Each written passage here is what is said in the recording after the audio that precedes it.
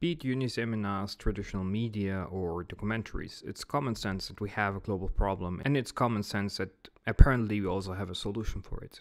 Green energy is the name. It's a wunderwaffe against global warming, and apparently all we have to do is just to invest a little bit more into these technologies, and all of our problems are solved. That's why the green energy topic becomes a dream energy topic. I'm not going to bore you with what type of green energy possibilities we have and how bad global warming is. There is enough about that type of content already. I'm here to talk about the topics that people generally don't talk about and seem to entirely ignore or forget. The technical problem of green energy and the human side of green energy. But first things first, we have to clarify one thing in particular. We have irreversible damage done on the entire planet as the human species. I'm not talking about nuking some islands and species out here and there. I'm talking about 41% of all insect species declining in the past decades, and this study does not involve most of Africa, most of Asia, and most of Latin America, and this article is 4 years old. We already extinct about 900 animal and plant species. They're forever and completely gone. We could also talk about how global warming affects the weather and sea level, but I assume that's common knowledge at this point. So even if we stop all emissions at this very moment, the Earth still requires tens of thousands of years to get stuff back to how they were. So a discussion about this topic should never start with what can we do to stop or limit global warming, but with how much damage can we stop from this point onwards. The damage is done and the damage is staying. There's also very region-specific problems more or less each country is facing, but I will not cover that here. So that out of the way, we have to talk about the technical issues of global warming. It's nice and fancy that we could potentially cluster enough square meter with, let's say, solar panels and at least massively hamper global warming, right? Well, not exactly. Funny thing is, we're running out of sand, despite growing desert.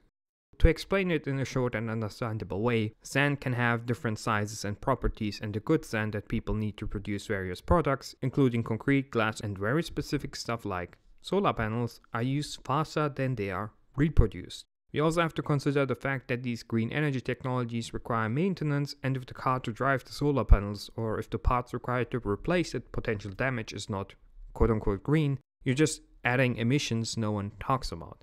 And it's not just sand that we're running low of, it's pretty much all significant elements. We're reaching critical values with stuff like copper, silver, gold, rare earth elements. It's not a problem we're facing in the next century either. This is a problem we're facing in the next decades, in some cases even within this decade.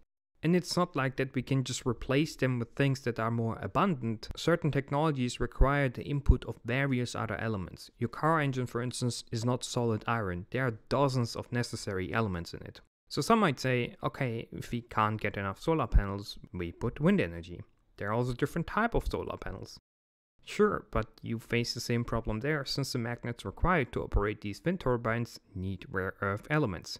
And even if we assume that we find entirely new deposits deep down in Earth, it does not change the fact that we will still end up in the exact same situation of running low on elements or entirely out of them. It will eventually happen again, and we are using them at a very rapid pace, at an increasingly rapid pace. Additionally, rare earth elements are harvested in environmentally damaging ways. This topic does include lithium-ion batteries, which are frequently used in electric cars and shown as emission-free cars. They aren't. For starters, there are very few countries that have significant lithium deposits, and lithium is usually earned through environmentally damaging processes. So you just dump your environmental damage on other parts of the world and claim to have done something good. The second problem these batteries face is their lifetime. Usually a lithium-ion battery in a car has a life cycle of about 10 years. And this is under the assumption that it doesn't start to catch fire out of the blue like it did with many Tesla cars. So your consumption of vital elements is rather high, and I didn't even talk about all the other high tech that requires critical elements. I should mention here that even though I'm talking about lithium-ion batteries, it doesn't mean they only consist of lithium. They have a lot of other critical elements in them. Lithium-ion batteries do, however, have a huge benefit. They can be recycled. But lithium-ion battery recycling is a rather complicated method. Now, of course, this is still better than pumping CO2 emissions, but the problem of criticality remains. In case of lithium, not so much, but it does for other elements. Of course, you could argue that if lithium runs out in 10,000 years, it's far better and gives us much more time to explore the galaxy, if we ever achieve that. But my point is that the criticality of elements does not get the attention it deserves. Just because a specific country has a specific standard, it does not mean that everyone should have the same standard. For instance, everyone on the planet having an American standard is physically impossible. Everyone having a German or a Dutch standard is physically impossible. We do not have the resources on Earth to achieve that. For instance, if everyone were to reach American standards in their life and with their consumption, we would need 4.1 more Earths in order to cover the material and energy needs. In case of Germany, it's 2 more Earths. In case of China, we would need 1.4 more Earths. So even living standards like in China are physically impossible to reach for every single human, or even most human, and all humans strive to achieve Western standards. Lastly, I would like to briefly mention regulations. It's all nice and fancy that we have them, but they are utterly pointless when environmentally damaging manufacturing processes are brought to outside your country, or when environmentally damaging trash is just given to other countries. In short, we don't have the amount of resources to establish Chinese standards across the globe. Green energy is not green unless the entire manufacturing process, maintenance and transport of the green energy to their designated locations are entirely made out of green energy or recyclable materials. We are already running low on critical elements. Green regulations are utterly pointless when environmentally damaging manufacturing or trash just moves out of the country.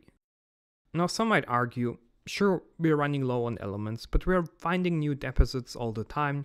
We might start an age of exploration or space mining soon, and even though global warming can't be stopped, nations across the globe are increasingly becoming more quote-unquote green with green energy investments and electric cars. Sure, however, we can't talk on the basis of things that didn't happen, only on the basis of what we have right now. And right now we don't have space mining or exploration, and it's not going to happen anytime soon. So on the basis of the current world and the current resources and the current consumption, I would say we're pretty much effed. Now some might say, sure, our consumption might be high, but we're making stuff much more efficient. LEDs are by magnitudes more efficient than they used to be 20 to 30 years ago, right? So we're massively reducing our energy consumptions, right? Well, not really. As things get more efficient, we have the retarded tendency to use more of the things that get efficient. Despite marvelous engineering processes, Germany's energy consumption changed by pretty much nothing. And their population is more or less stagnant. Just let that sink in for a moment and think what exactly this means. Again, despite massively reducing the energy consumption of, let's say, lights, we're still using the same amount of energy in Germany. But Sefa, what exactly is the problem then? What do you suggest? You make it sound like this is a hopeless intervention. Well, this brings me to the second issue I have mentioned at the beginning of the video, the human side of green energy. We're past the point where global warming is a government issue. We're at the point where global warming is an individual human problem. As mentioned, even achieving Chinese standards across the globe are physically impossible. So the dream of living life like in the Western world is nothing more than just a dream. We have to think about what we can do without massively reducing our standards. It's not help to anyone if you buy an electric car that consumes more energy than an entire apartment in a month. It's pointless to protest for green energy when you go to eat 4 Big Macs right after. It's pointless to sign regulations when you allow them to happen outside your country. You're just concentrating the problem outside your country, which is why lots of manufacturing companies move out of the Western countries. What we need is a cultural revolution of the human species. We have to ask ourselves, do I really need a big car? Do I really need to drive my car if public transport is available and viable? Maybe we should ban Jeeps. It wouldn't really decrease our standard and reduce our energy and material consumption massively. Maybe it's time we move back to small cars. Maybe we should standardize cars in their size and energy consumption. Maybe we should turn the lights off more often or turn electricity down entirely. Maybe we don't need a new phone every year or every other year. Maybe we should put a hardware regulation limiting the amount of tech that can be in smartphones, so there is no endless race to having more and more tech and resources in your phone. Maybe 8GB RAM is more than enough for all phones, and maybe more than that should be banned. Maybe we don't need extra LED lights for our gaming setups. Maybe we should limit the amount of colors that can be used on packaging. Maybe we should force companies to label how much emission and energy it costs to produce their product. Maybe it should be quantified and labeled in a color scheme so your average person knows instantly whether the product is damaging to the environment or not. Maybe we should consume less meat. Maybe we should prefer chicken meat over cow meat. Maybe we should entirely stop producing wine and other alcoholic drinks that consume a lot of water in their production. Maybe we can all start eating healthier and less. The consumer mindset, the idea of wanting more and better products instantly, to party hard, to eat what you want, even extreme fitness where people are deliberately eating an insane amount of meat, is not necessarily good for our species and planet. We could cut on all of them without reducing our standard of living by a cent, and all of it would massively help with global problems. It would reduce the water stress level, it would reduce the emissions, it would reduce our resource consumption. Maybe we should start shaming people who are flaunting their wealth and poisoning the minds of the young. Maybe we should socialize more and depend less on electronics. Unless we start an age of space exploration, you either contribute to the destruction of the human species and the world, or you start thinking about what you can do in your personal life without reducing your standard. And this is very important, you have to be absolutely honest with yourself. I'm no friend of arguing that we should cut on everything. The least are willing to take that step, but I'm a friend of arguing that we can at least reduce some stuff in our life to contribute a bit to the greater good of our species and the only planet we have. It might even be the first and the last planet we will ever have.